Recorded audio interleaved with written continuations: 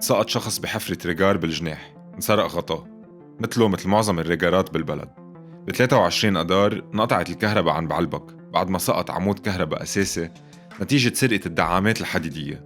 ب 3 أدار انفجر جسم حديدي بطرابلس أثناء تفريغ حمولة ببورة لجمع الخردة، مات شخص وانجرح 4. مع الانهيار الاقتصادي تحولت فوضى سوق الخردة لسرقة ونهب لأي مصدر من مصادر الحديد والنحاس والبلاستيك وباقي المواد القابلة للتصدير. صار تجميع الخردة تجارة مربحة مع ارتفاع قيمتها بالدولار الفريش. عم بينباع الريجار الواحد لتجارة الخردة ب $100 أو 1.8 مرات تقريباً الحد الأدنى للأجور. بال 2020 صدر لبنان أكثر من $147 مليون من خردة الحديد والنحاس بسبب التوسع الكبير بعمليات جمع وبيع هالمواد بعد الانهيار. بآخر 10 سنين صدر لبنان أكثر من $2.3 مليار من الخردة، موزعة على 1.05 مليار خردة حديد، 997 خردة نحاس، 257 خردة ألومنيوم، و$3 مليون خردة زنك، ومليون دولار خردة رصاص.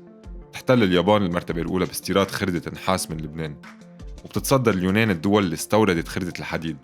أما فضلات المعادن الثمينة والعادية فالحصة الأكبر لسويسرا. تخفي هالأرقام شبكات واسعة من السيطرة لمجموعة صغيرة من النافذين يلي بيحتكروا عملية شراء الخردة من السوق وتصديرها لبرا.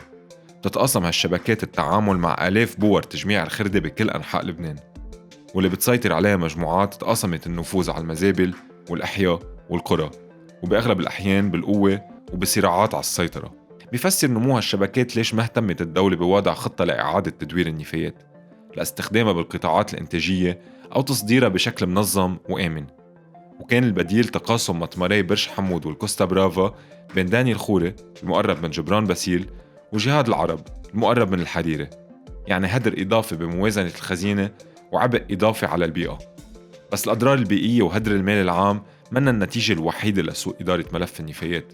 كل كم يوم في حريق جديدة ببورة جديدة، لأنه عم تتجمع وتتخزن الخردة بغياب كل عوامل الأمان، وخاصة بالنسبة للمواد اللي فيها مشتقات البلاستيك سهل الاشتعال. بيستغل هالقطاع كمان الأطفال والمحتاجين اللي بيتشغلوا بأجور منخفضة وظروف عمل خطرة وغير صحية أدت بأوقات كتيرة لموتهم. عم بيستورد لبنان اليوم بضاعة جاهزة من البلدان يلي بيصدر لها الخردة وبتعيد تصنيعها لطبيعها إله من جديد. يختصر هالشي النموذج الاقتصادي اللبناني اللي عم بيهدد اليوم بتحويل البلد بكامله لخردة ناطرة البيع والتصدير.